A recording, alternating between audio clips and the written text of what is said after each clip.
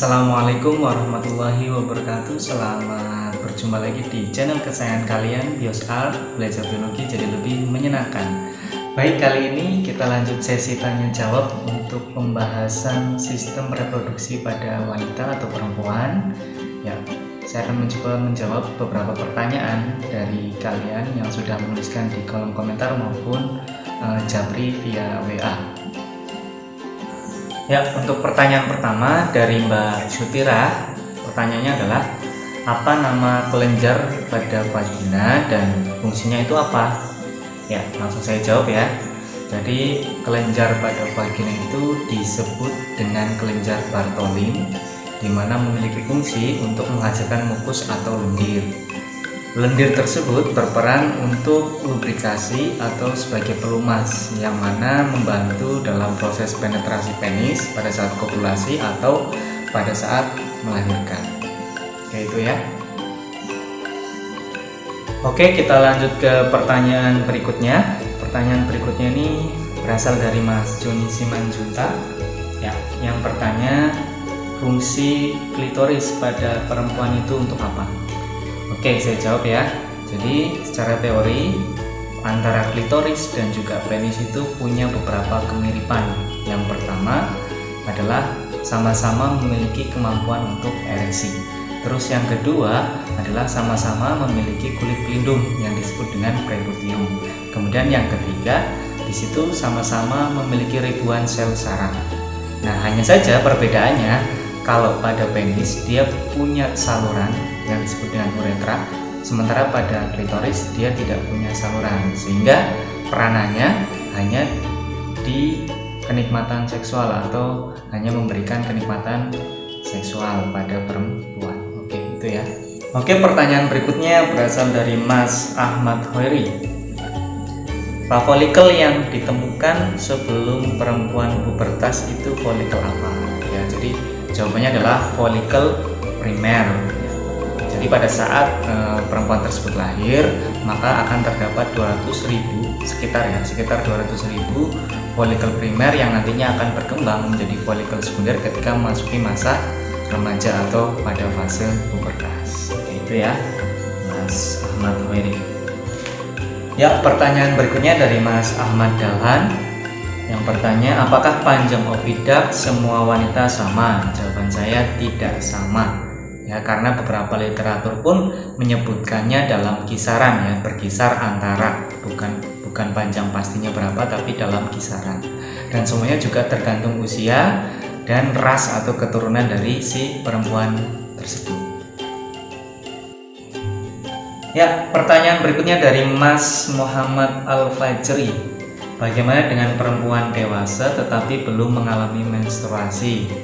Yang jelas jawaban saya ya, jika terjadi seperti itu maka itu istilah medisnya adalah amenorrhea primer. Ya, amenorrhea primer. Jadi suatu kejadian atau peristiwa di mana seorang perempuan dewasa belum mengalami menstruasi. Penyebabnya bisa macam-macam. Bisa mungkin kekurangan GnRH ya, gonadotropin, releasing hormone, atau juga faktor psikologis ya, stres dan lain-lain. Yang jelas untuk mengetahui apa penyebabnya maka harus melewati diagnosa oleh tenaga medis atau dokter. Itu ya. Pertanyaan berikutnya dari Mbak Nur Asifa. Siklus haid apakah mempengaruhi kehamilan? Jawaban saya tidak secara langsung ya. Kenapa? Karena beberapa wanita itu siklus haidnya tidak sama, ada yang 28 hari, ada yang kurang, ada yang lebih. Bahkan yang tidak teratur sekalipun masih punya kemungkinan untuk hamil. Nah, pengaruhnya di sini adalah pada saat merencanakan kehamilan. Nah, jadi mungkin seorang perempuan yang mengalami siklus haid tidak teratur akan kesulitan dalam menentukan masa subur. Ya, itu ya jawaban saya. Ya, berikutnya pertanyaan dari Mas Tias. Pertanyaannya adalah, apakah keputihan dapat disembuhkan? Ya, jawaban saya, perlu kita ketahui dulu bahwa tidak semua keputihan itu adalah penyakit. Ya, jadi keputihan itu ada dua macam, keputihan yang normal dan yang tidak normal. Jadi normal ketika lendir yang dikeluarkan itu tidak berbau, tidak berwarna, dan juga tidak menggumpal ya. Jadi keputihan normal adalah suatu lendir atau mukus yang dikeluarkan di luar dari masa haid perempuan atau di luar dari haid.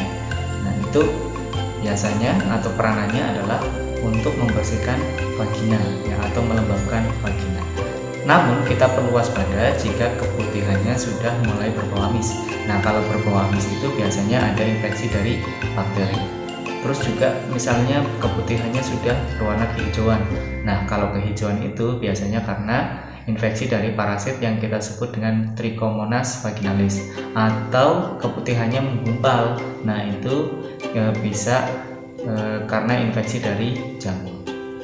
Nah, untuk bisa menyembuhkan keputihannya ya, kita harus tahu dulu keputihannya itu disebabkan oleh apa. Yang jelas harus melalui diagnosa dari medis. Oke, gitu ya.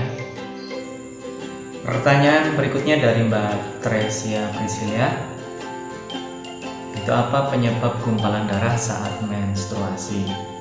Ya, penyebabnya adalah pada saat lapisan dinding endometrium itu menurun, ada senyawa di dalam tubuh yang kita sebut dengan zat antikoagulan yang fungsinya adalah mencegah penggumpalan darah.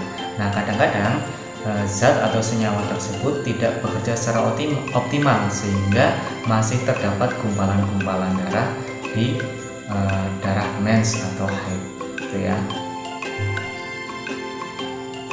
Kemudian pertanyaan dari Mas Tarmizi, apa yang terjadi jika tuba falopi tersumbat? Apa pengaruhnya bagi kesuburan?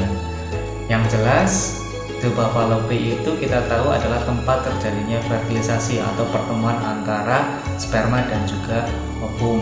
Nah, apabila tuba falopi tersebut tersumbat, maka yang jelas pertemunya sperma dan ovum akan terganggu sehingga juga akan mengganggu dari proses fertilisasi. Namun di dalam tubuh wanita itu terdapat sepasang tuba falopi, sehingga apabila hanya salah satu tuba falopi yang tersumbat, maka perempuan tersebut masih bisa terjadi fertilisasi lewat tuba falopi yang satunya. Namun ketika sumbatannya itu terjadi pada dua-duanya, kedua tuba falopi, maka bisa terjadi wanita tersebut akan sulit mengalami kehamilan. Berikutnya dari Mbak Sri Rezeki, pertanyaannya adalah mengapa perempuan bisa terlambat datang bulan sampai 3 bulan? Nah, ini untuk perempuan ini unik ya, karena banyak faktor yang bisa mempengaruhi siklus menstruasi, tidak hanya hormonal tapi juga faktor psikologis seperti stres ya kan, atau yang lain-lain. Juga bisa karena penggunaan alat kontrasepsi atau KB ya, jadi nanti perlu diketahui penyebabnya itu apa ya, periksakan ke medis ya atau dokter.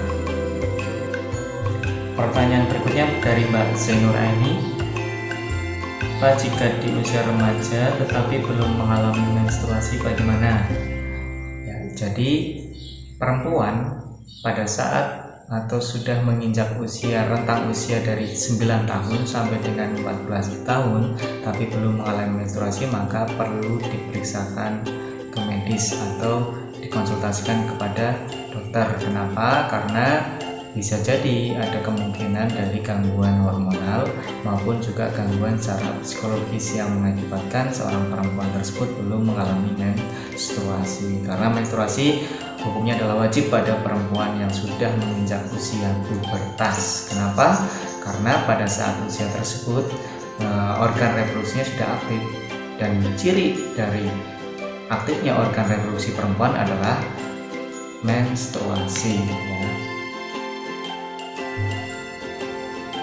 Oke, berikutnya pertanyaan dari Mbak Della Puspita, Pak, nyeri perut pada saat haid apa sebabnya?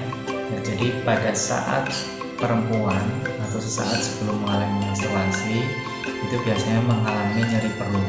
Itu sebabnya adalah karena kontraksi dari dinding rahim, dan itu wajar selama nyeri perutnya tidak berlebihan gitu ya. Jadi wajar saja ketika beberapa perempuan mengalami nyeri perut pada saat sebelum menstruasi karena adanya kontraksi di dinding rahim atau endometrium. Pertanyaan terakhir dari Mas Tarmizi, apa fungsi perimetrium? Ya, perimetrium kita tahu adalah suatu lapisan yang terletak di paling luar dari rahim. Jelas fungsinya sebagai pelindung rahim. Kayak gitu ya. Demikian tadi sesi tanya jawab mengenai organ reproduksi wanita. Mohon maaf apabila ada kekeliruan maupun jawaban saya yang terlalu singkat. Nah, kita ketemu lagi di video selanjutnya. Salam sehat, tetap semangat. Masih di channel kesayangan Anda, Bios Art. Belajar biologi jadi lebih menyenangkan. Wassalamualaikum warahmatullahi wabarakatuh.